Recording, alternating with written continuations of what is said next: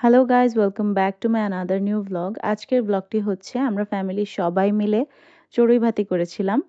তো সবাই মিলে চাঁদা তুলে সবাই একসাথে ছাদে রান্নাবান্না করে দেন আমরা হচ্ছে চড়ুই ভাতিটার আয়োজন করেছি। প্রায় সময় আমাদের ফ্যামিলিতে আমরা মানে মজা করার উদ্দেশ্যে সবাই মিলে একসাথে বসে খাওয়া দাওয়া করার উদ্দেশ্যে এই চড়ুই ভাতিটি করে থাকি।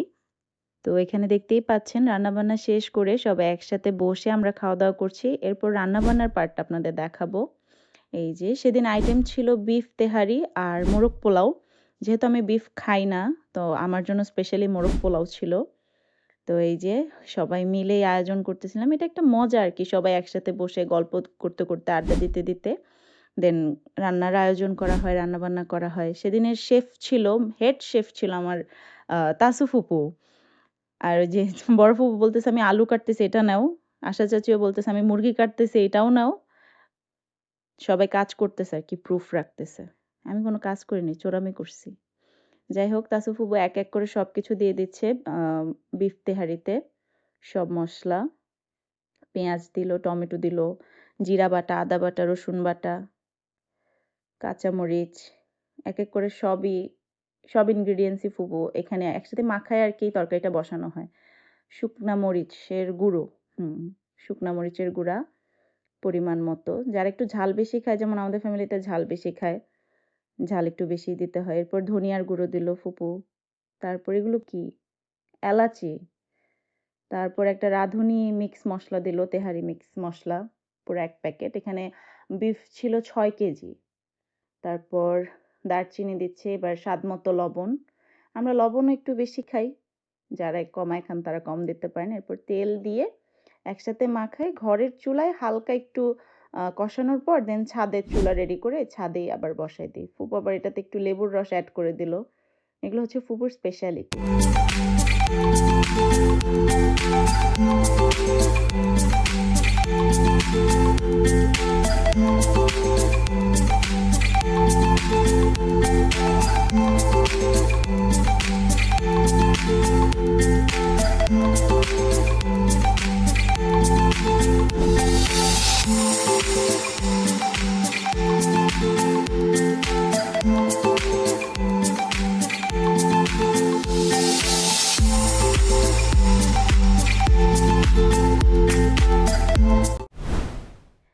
বিফ তেহারি রেডি করা শেষ, এবার আসছে মোরগ পোলাওতে।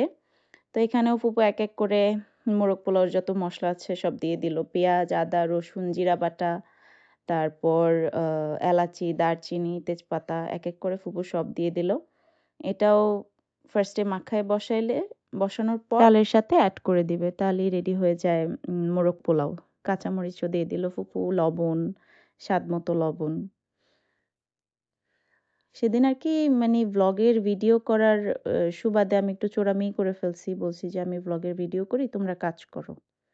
বেঁচে গেছিলাম কাজ থেকে, সবাই কাজ করছে টুকটাক। ফুপু আবার আগের বিফ তেহারের যেরকম যেই প্রসেসে ফুপু এটাও মাখায় টাখায় একসাথে বসায় দিতেছে।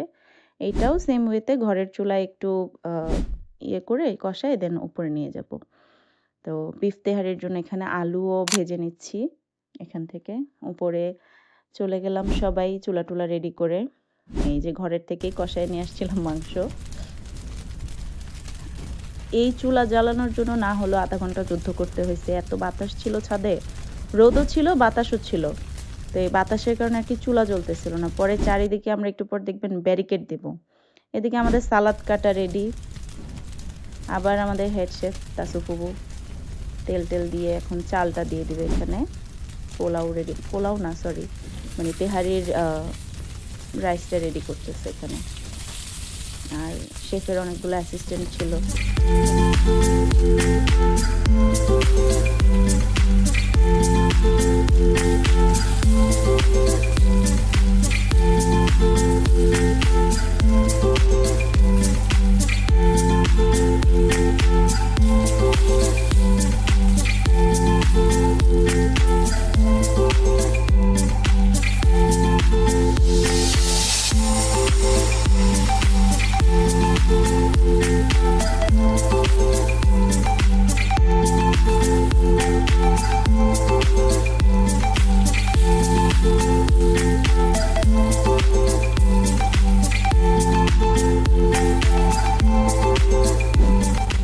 রাইসের সব ইনগ্রিডিয়েন্টস ভালো মতো কষানোর পর চালটা অ্যাড করে দেওয়া হলো, পোলাও চাল। তারপর একসাথে বিফ দিয়ে এটা মিক্স করে নেওয়া হবে। তো এরপর আলু দিয়ে দিল, মটরশুঁটি, এগুলো আর কি তেহারির টেস্টটা একটু ডিফারেন্ট করে, একটু ২ মাত্রার টেস্ট বাড়িয়ে দেয় আর কি। এরপর রাইসের সাথে বিফটা অ্যাড করে দেওয়া হয়। এরপর হচ্ছে গিয়ে ফুল জিনিসটা মানে নাড়াচাড়া দিয়ে একদম মানে পুরোপুরি ঢেকে অনেকক্ষণ রান্না করা হয় আর কি, চালটা ফোটা পর্যন্ত। মাংসটা হাফ বয়েল হয়ে গেছে, নিচে থেকে হাফ সিদ্ধ করে নিয়ে আসা হয়েছে। এখানে জাস্ট চালের সাথে মিক্স করে চালটা ফোটা অব্দি দমে দিয়ে রাখতে হয় আর কি। ফুপু দুধ অ্যাড করে দিল, লিকুইড দুধ। এরপর নাড়াচাড়া দিয়ে ভালো মতো পানি দিয়ে, পরিমাণ মতো পানি দিয়ে ওটা অ্যাড করে দেওয়া হলো। সব বাচ্চা কাচ্চা সবাই আমরা ছাদে রোদের মধ্যে বনভোজনে মিলেছে আজি দুষ্টু কটি মেয়ে, বসে গেছে আজকে তারা বিশাল আয়োজনে। কেউ বা বসে হলদি বাটে, কেউ বা বাঁধে ভাত, কেউ বা বলে দুধ তরি চাই, পুরো গেল হাত। কে কান্দে দিল আগুন দিয়ে আমি হচ্ছে তাদের রাধা, তবুও তাদের দুই চোখেতে ধুময় লেগে কাঁদা। ধুলো বালির কোরমা পোলাও আর যে কাদার পিঠে, মিচি মিচি খেয়ে সবাই বললো বেজায় মিঠে। এমন সময় হঠাৎ আমি যেই পড়িলাম এসে, পালিয়ে গেল দুষ্টরা সব খিলখিলিয়ে এসে। আর এই যে এখানে দেখতে পাচ্ছেন আমার ২ ফুপু কি সুন্দর করে বনভোজনের গান গাচ্ছে। মনে হচ্ছে মানে আমরা বড়, উনারাই ছোট। মানে উনাদের এনার্জি মাশাআল্লাহ আমাদের থেকে বেশি। আর আমার মেয়ে ওখানে খেলা করতেছিল। আমরা তো রোদে একেকজন একবার নিচে যাচ্ছি, একবার উপরে আসতেছি এরকম। বাট ফুপুরা, আম্মু, চাচি ওরা ওখানে কনস্ট্যান্টলি বসেছিল। বসে, বসে মানে আমাদেরকেও এন্টারটেইন করতেছিল, রান্নাও করতেছিল। মানে হ্যাটস অফ। এরপর সবাই এক এক করে হাতের ছোঁয়া দিচ্ছিল নাড়াচাড়া দিয়ে। এই যে বিরিয়ানি না সরি, তেহারিটা দম দেওয়া হচ্ছে। নিচের থেকে, চুলার নিচ থেকে কয়লা তুলে দম দেওয়া হচ্ছে।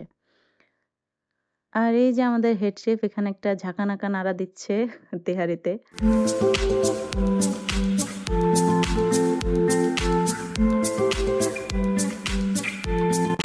এরপর বিরিয়ানির দম দিয়ে সবাই অপেক্ষা করতেছে পাশে আর আড্ডা দিচ্ছে। আড্ডা দিচ্ছে যে যার যার মানে কথা বলতেছিল। তো এখানে লাস্ট একটা নাড়াচাড়া দেওয়া হচ্ছে। এরপরই আর কি তেহারিটা নামিয়ে নেওয়া হবে। ভাজা মানে বেরেস্তা দিয়ে গার্নিশ করে নামিয়ে নেওয়া হবে, ওটা আর কি ফিনিশিং। তো এখানে আমরা সবাই প্লেট টেট নিয়ে সবাই রেডি হচ্ছিলাম। আর আমি আগে থেকেই খাওয়া স্টার্ট করে দিছি। আমাদের খাইতে খাইতে সেদিন আসরের আজান দিয়ে দিছিল, লেট হয়ে গেছিল, তাই খিদা লাগছিল অনেক। আর আমি প্লেট নিয়ে এখানে ওয়েট করতেছি কখন খাবার দিবে। এখানে সালাদ মাখামাখি চলছে, ২ ভাগে সালাদ মাখতে হয়েছে, বাটিতে জায়গা হচ্ছিল না আর কি। ইস, এই সালাদ মাখাটা দেখে আবার খাইতে ইচ্ছা করতেছে। সেদিন মজাও হয়েছিল, ট্রাস্ট মি, এত মজা হয়েছিল মানে আমি চাপাবাজি করতেছি না, সত্যি। মানে খড়ির চুলা, মাটির চুলা এগুলো তো আর আমরা পাই না। তো মাঝে মাঝে আমরা এরকম আয়োজন করি যে একটু গ্রাম বাড়ির ফিলিংস নেই, একটু দেশের ফিলিংস নেই। তো ওই রান্নাটা খুব মজা হয় আসলে। আর সবাই মিলে একসাথে যেটা খাওয়া হয় ওই খাবারের স্বাদ এমনি অটোমেটিক্যালি বেড়ে যায়। তো এখানে ফুপুই সবাইকে বেড়ে দিচ্ছিল, আমরা সবাই খাচ্ছিলাম। আর এই যে আমাদের মোটা ভাই, তামিম ভাই, ও সরি, ও তো কুড়িয়ে পাওয়া ছেলে। ও আমাকে বলছে যে তুমি আমাকে প্রত্যেকটা ভিডিওতে কেন রোস্ট করো, দাঁড়াও তোমাকে নিয়ে আমি একটা ভিডিও বানাবো, তোমাকে রোস্ট করব। অবস্থা দেখছেন, এর কে না রোস্ট করবে। মানে বাজারে গেছে ফুপুর সাথে গিয়ে এই ঠ্যাংটা বাইসা নিয়ে আসছে, ও খাবে। এই যে সিঙ্গেল বয়, এই দুটো সবসময় একসাথে থাকে। சிங்கிள் பசங்க இப்ப மிங்கல்லாக வந்திருக்கோம் தாஜ்மஹால் கட்ட ரெடி செங்கல் கொட்டுங்க তো আজকের ব্লগটি এই পর্যন্তই। ভালো লাগলে লাইক, কমেন্ট, শেয়ার করবেন। আর কোনো ভুল ত্রুটি হলে আমাকে অবশ্যই জানাবেন, আমি সেটা শুধরানোর চেষ্টা করব, যেহেতু আমি নতুন। তো সবাই আমার জন্য বেশি বেশি করে দোয়া করবেন। আল্লাহ হাফেজ, বাই।